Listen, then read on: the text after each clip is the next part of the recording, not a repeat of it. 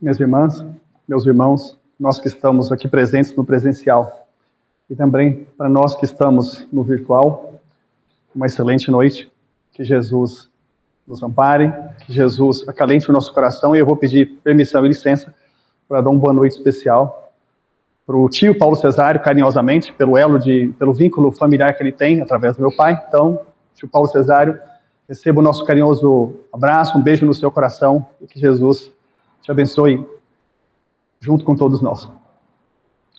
A temática da nossa noite é nossos filhos são espíritos. No meu caso, em especial, eu tenho 3. E, naturalmente, penso eu que se há uma coisa, se há um cenário, se há um papel que é desafiador, é o papel de alguém que exerce a função de paternidade ou maternidade, mas aqui a gente vai ampliar um pouco. Quando a gente diz nossos filhos são espíritos, vamos ampliar esse conceito. Não vamos pensar somente nos nossos filhos que estão dentro da nossa casa. Vamos pensar também nos outros filhos. Quais outros filhos? Vamos pensar nos nossos netos. Vamos pensar nos nossos sobrinhos. Vamos pensar nos nossos evangelizandos, nos nossos alunos. Pensemos assim, todas aquelas criaturinhas cuja idade pode variar do 0 a 80, 90, porque se perguntarem à minha bisavó o que é meu pai para ela vai dizer a minha criança. Se perguntar para minha bisavó e minha avó o que é minha mãe, vai dizer que é a minha criança. Então, vamos transformar esse conceito num conceito de responsabilidade. Então, todos nós que em algum momento da vida somos responsáveis por alguém, vamos ter esse olhar, então. Estamos falando de responsáveis e responsabilizando-os. Alguém está sob nossa tutela, não importa o momento da vida, não importa a função técnica, digamos assim. Mas, em especial, sim, nós vamos tecer comentários aqui a respeito da nossa casa, a respeito da nossa família. E quando a gente começa a pensar sobre isso, a gente precisa fazer algumas analogias com o que nós chamamos de vida física, vida normal, vida cotidiana. Todas as vezes que os nossos filhos, naquele sentido amplo, todas as vezes que os nossos filhos apresentam alguma dificuldade, vamos colocar dessa forma, a gente procura, primeiro isso nos angustia, como a gente começou aqui dizendo, e a gente procura auxílio, a gente procura apoio. Não só a gente procura, é só o vento. A gente não só procura apoio técnico especializado, mas dentro daquilo que nos é possível, a gente também procura entender, a gente busca por nós mesmos entender aquilo que está acontecendo. Então tem a nossa busca pessoal, onde a gente tenta entender aquele cenário que está acontecendo com os nossos filhos, com as nossas crianças, naquele sentido amplo, e a gente também busca ajuda. E a gente faz assim para assunto médico, a gente faz assim para assuntos emocionais, através dos psicólogos, um pouco mais, se for um assunto mais grave do ponto de vista psicológico, nós procuramos os psiquiatras, nós procuramos os grupos de autoajuda. Quando o assunto é pedagógico, a gente vai atrás das escolas e das psicopedagogas, dos psicopedagogos. Então, é extremamente natural. Quando a gente está em momento de decisão de carreira, a gente vai atrás do pessoal de RH para poder fazer teste psicológico, teste de vocação, e assim vai. Mas, o que a gente está querendo propor aqui é, quando a gente está vivenciando dentro do nosso lar as dificuldades, e por que eu gosto de expressar na forma de dificuldades, desafios? Porque normalmente a gente utiliza esse adjetivo difícil em determinadas situações da nossa vida. Normalmente a gente vai dizer assim, eu tenho um filho difícil, eu tenho uma filha difícil. Só que isso é amplo, a gente também amplia. A gente também diz do esposo e da esposa. A gente também diz do irmão e da irmã. A gente também diz do pai e da mãe. E das nossas relações gerais, relações de trabalho. A gente fala, tem alguém difícil perto de mim. Nesse caso específico aqui, vamos falar sobre as dificuldades que nós temos dentro do nosso lar, dentro da nossa casa. E aqui dificuldade é um termo amplo. Ela pode se apresentar em qualquer cenário da vida, não importa. Como a gente falou aqui, pode ser intelectual, pode ser de estudos, pode ser psicológico, pode ser emocional, pode ser de saúde, mas também pode ser espiritual. Vamos trazer esse assunto para dentro da nossa casa espírita. Posso pedir licença, desculpas, eu estou achando que é o meu celular que está tocando. Perdão, deixa eu ver se é esse que está aqui, fazendo barulho. Não é possível.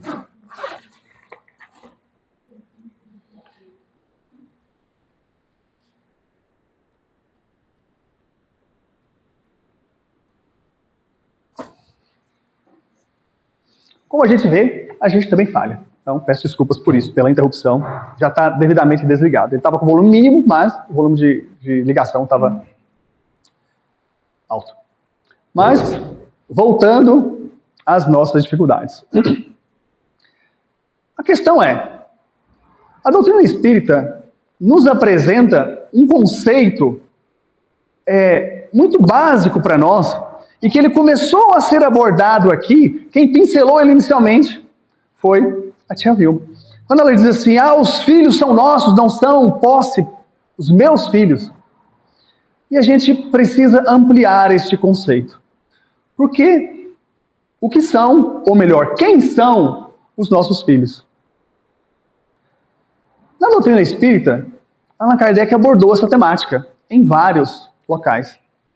Em várias das obras da codificação, nas obras básicas da doutrina espírita, a temática da nossa relação com as pessoas da nossa casa, a nossa relação com os nossos filhos, ela foi abordada. A começar do por que é que a gente nasce? A começar dessa pergunta aparentemente simplista. E a resposta que a espiritualidade nos dá é, olha, a gente nasce basicamente por 3 motivos. Ou para consertar algo que a gente desequilibrou, reequilibrar algo que a gente desequilibrou em algum momento, para testar, para provar um aprendizado novo que a gente se preparou para isso, ou por um outro objetivo muito especial e que a gente pouco pensa nele, mas que a doutrina espírita nos apresenta, que é cumprir a parte que nos toca na obra da criação. É interessante isso, porque se existe algo como objetivo de encarnação, que está sendo colocado como cumprir a parte que nos toca na obra da criação, é algo, no mínimo, interessante, porque está nos dizendo que existe algo na obra da criação, quem é o Criador? Deus, que está determinado a cada um de nós, e que é nossa função, nossa obrigação cumprir esse fato. Quando a gente tenta entender qual a parte da obra que nos cabe da criação, a gente se socorre de Jesus. Quando Jesus diz para a gente, numa obra intitulada Boa Nova, que foi psicografada pelo Chico Xavier, o espírito que psicografou, que massou a mensagem, é Humberto de Campos, em algumas obras aparece como pseudônimo de Irmão X. Então, nessa obra Boa Nova, Jesus comenta com a gente que obra da criação é essa. Porque Jesus, em um diálogo, ele vem dizer que ele vem com uma função. E a função dele é construir a obra de Deus no coração dos homens. Então, a parte que nos cabe na obra da criação é construir essa relação com Deus, essa relação com o nosso Criador, mas é dentro do nosso coração, não é uma obra física. É uma obra emocional, é uma obra sentimental, é uma obra espiritual. E por que a gente está falando sobre isso? Porque a gente precisa refletir por que é estranho, parece simplista, mas a gente precisa refletir por que a gente nasceu antes dos nossos filhos, obviamente. Kardec pergunta sobre isso, porque ele pergunta, no Livro dos Espíritos, na pergunta 208, ele pergunta assim, os pais, os espíritos dos pais, são responsáveis pelos espíritos dos filhos? A pergunta é direta. Ele quer saber da nossa responsabilidade. Por isso que eu quis trocar aqui a expressão e ampliar a questão. Então, todas as vezes que nós temos alguém que está sob nossa responsabilidade, existe aí uma missão a ser executada. E nessa pergunta 208, do Livro dos Espíritos, primeira obra básica da codificação, a obra básica, mais básica, aquela de perguntas e respostas iniciais, para a gente começar a entender o que é espiritismo, o que é a doutrina espírita, ele pergunta: o espírito dos pais, os pais são responsáveis pelo espírito dos filhos? E a resposta, ela é direta: sim. É responsável por fazer o espírito dos filhos se adiantarem em direção a Deus. É a obra da criação, que Jesus nos diz. A obra é construir o reino de Deus no coração dos homens. Então nós, pais, nós responsáveis, nós pessoas que temos sob nossa responsabilidade qualquer cenário, também somos responsáveis, e em especial com os que estão dentro da nossa casa, em especial com os nossos filhos, sejam eles biológicos ou não. Por isso que eu quis ampliar o conceito de família aqui. Somos responsáveis por aproximar, por apresentar, por fazer caminhar nossos filhos em direção a Deus. Então a pergunta, ela é direta, a resposta é direta. Mas a resposta tem uma vírgula e um mas. E coloca ali: mas os pais precisam se empenhar para que isso aconteça. E, caso isso não aconteça, caso os filhos se atrasem, os pais têm responsabilidade. Por isso que eu troquei de novo, sendo repetitivo, troquei a palavra por responsabilidade. Então, em qualquer cenário, nós, pais, somos responsáveis pela aproximação dos nossos filhos com Deus. Só que aqui a gente tem um desafio. Porque antes de nós sermos pais, mães, avós, tios, tias, nós somos pessoas individuais. Antes de nós formarmos as nossas famílias, somos pessoas individuais. Então, uma pergunta para a nossa reflexão é: como é que eu vou me responsabilizar em aproximar alguém de Deus se eu tenho dificuldades em me reconhecer como alguém que tem necessidade de me aproximar de Deus? Então a gente tem um dever antes de cuidar dos nossos filhos, que é cuidar de nós, espiritualmente falando. E esse é um grande desafio para nós. Porque, reparemos, qualquer um de nós, e a gente não está fazendo nenhum tipo de comparação aqui, qualquer um de nós que fizer uma análise de vida, a gente vai ver que nós passamos por uma série de desafios até o dia de hoje, até chegarmos aqui. Uma série de desafios. Uma série de dores. Uma série de dificuldades. E o que a doutrina espírita, o que o espiritismo conta para nós, ou nos relembra, ou nos apresenta em determinados cenários? Que desafios, que dores, que dificuldades são essas? São consequências das nossas atitudes. Sejam elas atitudes desta vida, desse ano da nossa escola espiritual, seja de anos anteriores, de tempos anteriores, de encarnações anteriores, de existências anteriores. Porque a doutrina espírita nos relembra que nós somos herdeiros de nós mesmos. Que quando a gente morre, o corpo físico, vamos usar essa expressão para o corpo físico, nós continuamos a nossa existência, levando todas as consequências das nossas atitudes. E sendo responsáveis por exercermos em nós mesmos o conceito de justiça divina. Que é o quê? Jesus apresenta para a gente. O que é justiça divina? A cada um segundo suas obras. Então, a cada um de nós, mediante as nossas obras, as nossas atitudes. Por isso que as consequências são em nós. Porque senão seria simples. Eu desequilibro e faço um acordo para te vir me consertar. Não, não dá. Se eu desequilibrei, eu tenho que consertar. Então esse é um desafio, porque nós entramos para núcleo familiar, para a tarefa de paternidade e maternidade. A tarefa de sermos responsáveis por alguém, trazendo as nossas dores, as nossas dúvidas, as nossas dificuldades, as nossas angústias. Assim, desde sempre, desde que a humanidade existe. E é interessante porque quando Allan Kardec, o codificador da doutrina espírita, estava num processo de codificação das obras espíritas, ele editou, em paralelo às obras básicas, ele editou uma revista espírita, durante 12 anos. E ele escreve um artigo, logo ali no início, 1858, se não me falha a memória, na edição de fevereiro, ele escreve um artigo intitulado Primeiras Lições de Moral na Infância. E o resumo desse artigo ele convivia com as famílias. Obviamente, todos nós convivemos com outras famílias. Kardec não tinha filhos. Do ponto de vista biográfico, só para a gente relembrar, Kardec não tinha filhos. Então ele convivia com os filhos das outras pessoas. E ao observar algumas famílias, ele percebe que existia ali uma dificuldade, que ele chamou de falta de educação moral, no sentido mais amplo. Ele não estava sendo pejorativo, ele estava fazendo uma análise, porque essa análise que nós fazemos hoje. Falta de educação moral em relação àqueles hábitos que as crianças estavam mostrando. Mas não tenhamos dúvida, nós estamos falando das nossas crianças, nós estamos falando de nós. E nesse artigo ele diz, falta algo. Por quê? Porque a nossa sociedade, e reparemos que não é assim ainda hoje, a nossa sociedade é muito preocupada com aqueles pontos outros que eu comentei.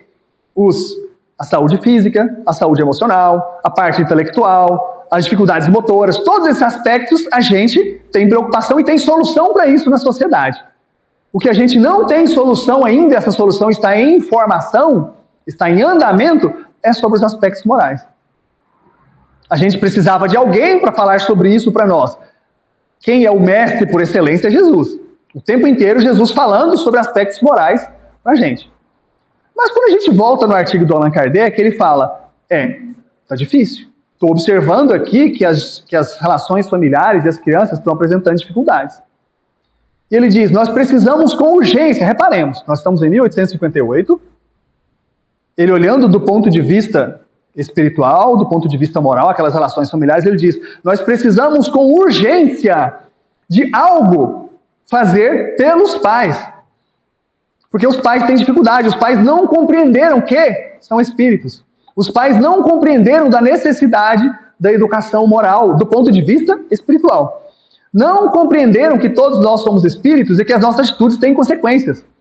Precisamos que os pais tenham uma espécie de escola de formação de pais.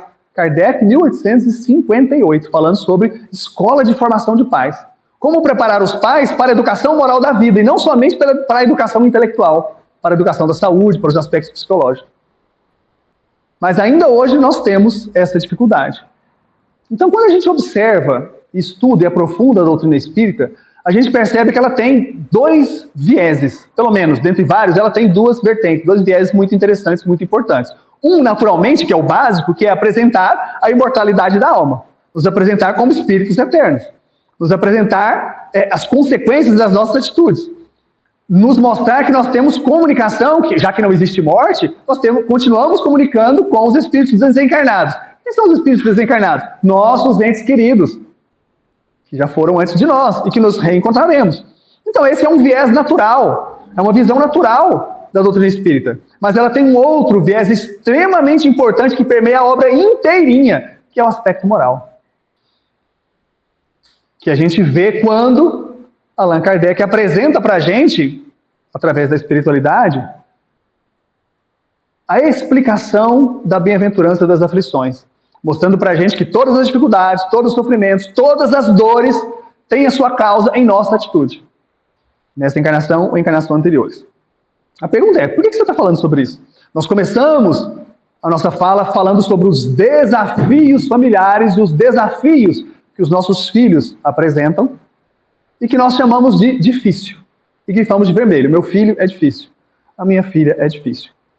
A pergunta para a reflexão nossa como pais, como responsáveis é, por que será que justo na minha casa, na minha família, surgiu esse cenário de dificuldade? Essa é a pergunta a ser feita. A pergunta não é por que meu filho é difícil. A pergunta é por que caiu na minha casa? Por que eu estou percebendo que ele é difícil?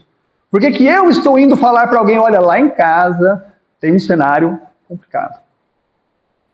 E a gente começa a entender através da doutrina espírita e através da formação familiar que Deus não joga bingo. Deus não faz sorteio. Deus não joga dados. Então não adianta eu achar que essa semana Deus sorteou o meu nome. Rodou a rodinha do bingo, saiu o nome João Luiz. Aí a semana que vem, de novo, tá difícil? De novo, olha, saiu meu nome de novo ali naquela cartela. E de novo, e de novo, e de novo, durante toda uma existência. Então sim, a nossa vida é desafiadora. A nossa formação familiar, ela é desafiadora. E nós temos dificuldade de entender. E a doutrina espírita nos apresenta essas explicações sobre a imortalidade da alma, sobre as encarnações sucessivas, sobre as consequências das nossas atitudes, para que a gente consiga chegar à conclusão por nós mesmos, uma vez tendo lido, estudado, entendido, em conjunto, como nós estamos fazendo aqui agora, que não existe o acaso na vida humana. Existe, na realidade, uma providência divina, existe um amor imenso de Deus por nós, que não só nos cria imortais, mas nos faz estar em conjunto com as pessoas que nós temos dificuldades, para que a gente conserte isso que está nos causando dificuldades, para que a gente possa voltar a sorrir. Porque é natural que, se a gente está passando por dificuldades, a gente chore.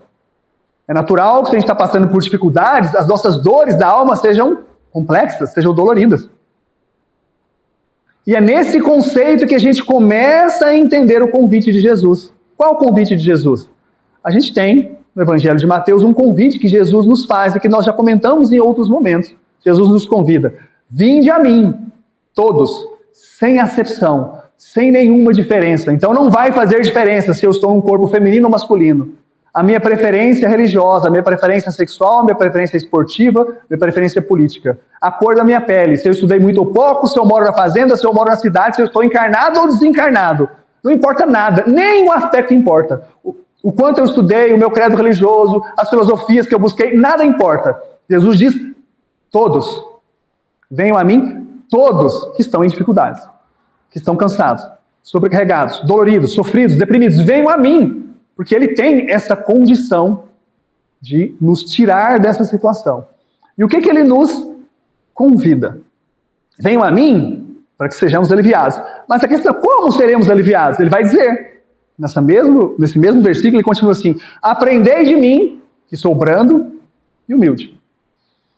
Tomai sobre vós o meu jugo. Ou seja, sigam as minhas orientações, sigam a minha vida. Aí então encontrareis repouso. Encontrareis repouso para as vossas almas. Por que será que Jesus nos convida a ser brando e humilde, aprender com ele sobre brandura e humildade quando a gente está passando por dificuldade? Estou eu sofrendo, chego para Jesus: olha, lá em casa está horrível, está difícil, não estou aguentando. E ele diz: vem para mim. É o seguinte, aprende de mim, aprende comigo que sou brando e humilde, segue nessa linha que você vai encontrar repouso para as vossas almas. Por que brandura? Brandura é ter a calma, ter a mansidão de não reagir, de não ser violento, de não vingar, de não descontar, o nome que a gente quiser dar, mas sejamos calmos diante das situações de dificuldades da vida, porque a gente já entendeu que as situações de dificuldade da vida são consequências das nossas atitudes. Então elas vão acontecer? Vão, porque nós precisamos entender e aprender com elas para consertar. Então elas vão acontecer. Por amor, não é castigo, por amor a nós. Porque se não houver aquela matéria de escola para a gente estudar, que a gente acha difícil, como é que a gente vai aprender e passar na prova e seguir adiante? Uma das matérias chama-se filho difícil. A gente vai ter que estudar, vai ter que se empenhar, vai ter que fazer prova, vai ter que testar, e de vez em quando tem prova surpresa, não é assim? A gente não ia para a escola e tinha prova surpresa? O professor chegava e dizia: guardem os livros, peguem uma folha e o lápis. Acabou meu dia. Mas a vida apresenta prova surpresa com os nossos filhos. Todos os dias tem uma provinha surpresa que a gente não esperava. O filho traz uma novidade para a gente. Então nos obriga, pais, alunos e alunas, na escola da vida, na escola espiritual, a fazermos prova surpresa. E a gente não tem condição de se revoltar contra a prova surpresa, contra os aprendizados. A gente precisa ter brandura. Por que humildade? Para que a gente entenda, por incrível que pareça, que Deus sabe mais do que nós. Porque se Deus está dizendo que a gente tem uma obra a cumprir, Jesus nos oferece o entendimento dessa obra, dizendo que é a aproximação com Deus. Será que Deus não sabe mais do que a gente? Ele como nosso Criador? Então quando Jesus diz: é necessário aprender de mim humildade, para que a gente reconheça que Deus sabe mais. Então, se Deus nos colocou dentro dessas situações de aprendizado com os nossos filhos, é porque Ele sabe que a gente necessita. Não é que a gente quer, é que a gente necessita, é diferente. Não é que a gente deseja, é que a gente necessita, é diferente. Mas não só por amor a nós, também por amor a eles, por amor a todos. A gente não pode imaginar que Deus ama a mim mais ou menos do que quem está do meu lado.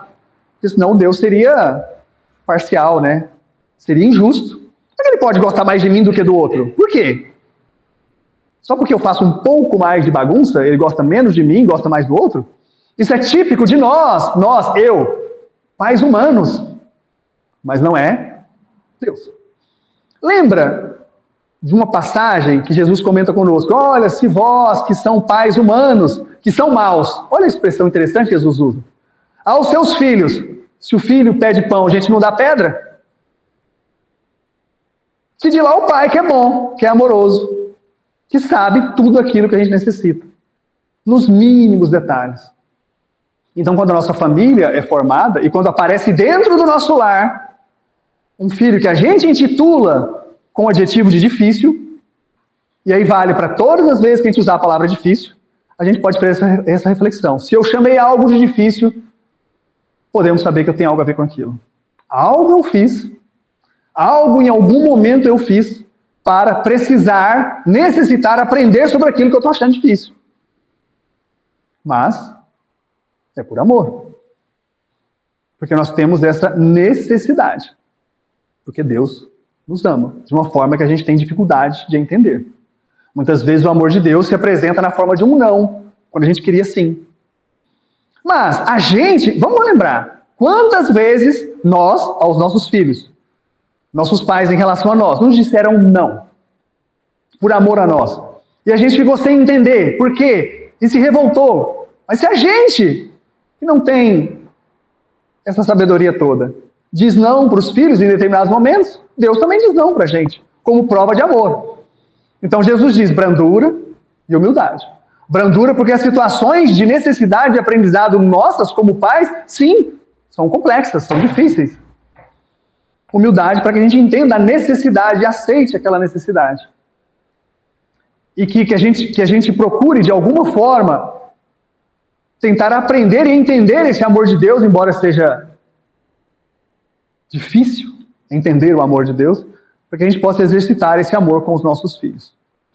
Mas como a gente comentou, nós também temos as nossas próprias dificuldades, porque como já viu meu comentário no começo, não são só os nossos filhos que são espíritos imortais passando por experiências e que trazem de vidas anteriores, de encarnações anteriores, de existências anteriores, as dificuldades que eles apresentam agora, sozinhos e conosco, nas nossas relações. Mas eles têm as deles também, pessoais, individuais. Mas nós também temos.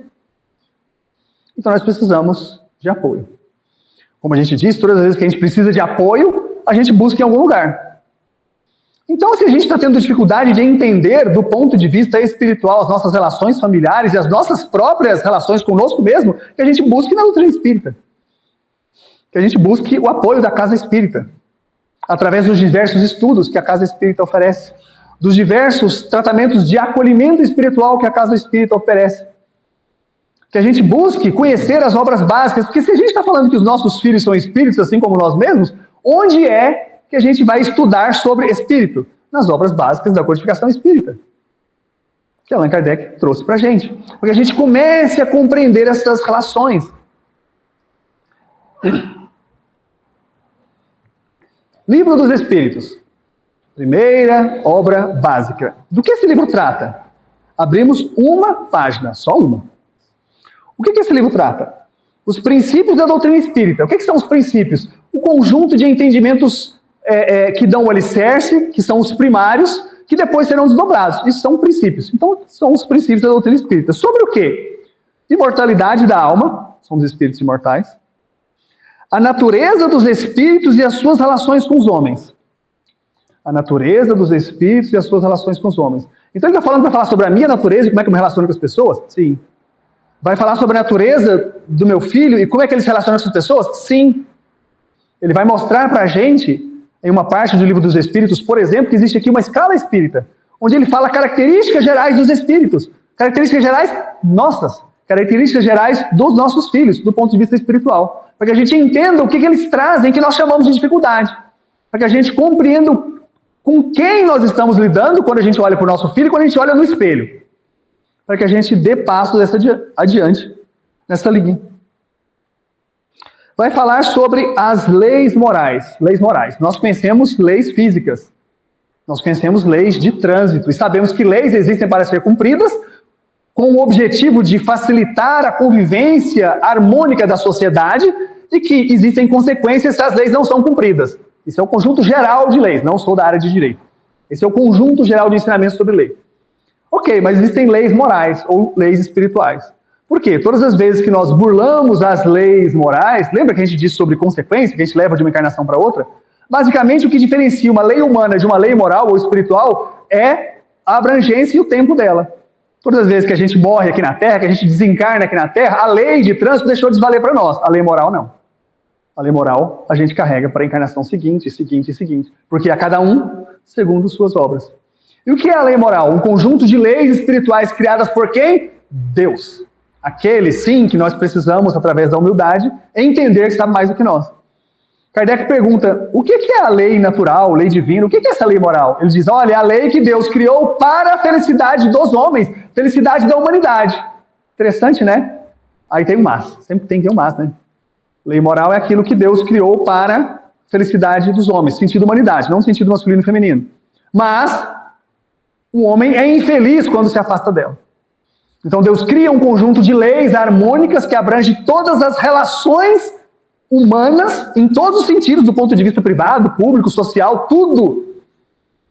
E cria isso para a nossa felicidade. Todas as vezes que nós nos afastamos dessa lei, a gente é infeliz. E que a gente resume essa lei no ensinamento de Jesus, não é? Que ele nos relembra, ensinamento que já existia no Antigo Testamento para nós da Bíblia, na Torá antiga do judaísmo, que é amar ao próximo, como a si mesmo. Esse é o resumo da lei moral. Todas as vezes que nós nos afastamos disso, nós somos infelizes. O que mais que o Livro dos Espíritos nos trata? Vai falar sobre a vida presente, as nossas relações sociais, o que acontece no hoje, o que nós temos que fazer no hoje, e ele fala também sobre a vida futura e o porvir da humanidade. Ou seja, o que podemos esperar do nosso futuro, através das ações do presente, e qual é o porvir da humanidade. O que nós podemos esperar da nossa humanidade, da nossa Terra, das nossas relações humanas em todos os sentidos, desde que entendamos que somos espíritos, que só temos o hoje, o amanhã não tem mais. O amanhã não chegou, o ontem a gente não tem mais, então só tem o hoje, vida presente. Para aplicarmos em nós a brandura, a humildade dentro das nossas relações humanas especiais dentro da nossa casa com os nossos filhos. Já que temos como missão, como pais, aproximá-los de Deus, sabendo que eles têm as dificuldades deles, assim como a gente tem as nossas. Então nós, pais, indo aqui em direção à nossa finalização, temos um desafio. Sim, nossos filhos, nós somos responsáveis? Somos. Mas precisamos primeiro cuidar de nós. Quantas vezes hoje, dentro da psicologia, dentro da autoajuda, dentro da medicina, fala-se que quem cuida do cuidador? Em relação aos nossos filhos, nós somos os cuidadores. A pergunta é quem cuida de nós? Nós precisamos cuidar de nós, do ponto de vista físico, emocional, intelectual, mas também do ponto de vista espiritual. E o primeiro passo é entendermos que somos espíritos e agirmos dessa forma, sendo espíritos, nessa convicção. Ah, mas e os desafios do dia a dia? Vão continuar existindo. Temos apoio? Temos amparo? Sim. Jesus não desampara. Jesus, nosso mestre, irmão maior, não desampara. Não abandona em nenhuma hipótese, independente das nossas atitudes, independente do que a gente faça. Jesus nos olha como crianças. Ele é o irmão mais velho que olha para a gente e diz, são crianças. Jesus nos diz, deixai vir a mim as criancinhas, não no sentido infância, mas no sentido daqueles que se assemelham a criancinhas com coração puro. Nós somos crianças espirituais em relação a Jesus. O que Jesus diz no ato final dele? Ato final entre aspas, ato final de vida física no momento da crucificação. Ele olha para o Pai, claro, eu estou fazendo aqui a minha visão com as minhas palavras. Ele fala, Pai, perdoa. Não sabem o que estão fazendo. Mas não é isso que a gente diz em relação às nossas crianças? A gente não perdoa as crianças porque elas não sabem o que estão fazendo? Então Jesus, em nenhuma hipótese, nos desampara. Nada do que a gente faça vai nos afastar do amor de Deus e do amor de Jesus. que tem como missão, compromisso dele com Deus, cuidar de nós. Porque é da vontade do meu Pai que não se perca nenhuma das ovelhas que ele me deu. Inclusive, aqueles que nós não gostamos, também fazem parte do rol de ovelhas que foram colocadas por Deus para que Jesus cuidasse. Então, que nós reflitamos sobre isso, pensemos a esse respeito. Dentro do possível, procuremos, dentro das nossas possibilidades, conhecer a doutrina espírita, procurar a casa espírita que tem, certamente, os estudos, cada casa tem de uma forma, apresenta isso de uma forma. Então é importante para que a gente faça isso por nós, para que a gente consiga nos entender, para que a gente entenda os espíritos que estão junto conosco dentro da nossa casa, e que nós temos essa função, essa responsabilidade de cuidar. Com a certeza, nossa frase final, Jesus não desampara. Jesus nos ama incondicionalmente, desde sempre e para todo sempre. Lembra do compromisso final, no Evangelho de Mateus, que ele diz: eu estarei com vocês até a consumação dos tempos. A gente sabe que o tempo não tem fim. Ele vai estar conosco sempre, por amor. Nós possamos voltar aos nossos lares um pouco mais harmoniosos, mais reflexivos, mas sem nenhum tipo de culpabilidade. Com a palavra responsabilidade, sabendo que Jesus não nos desampara. Muita paz a todos nós.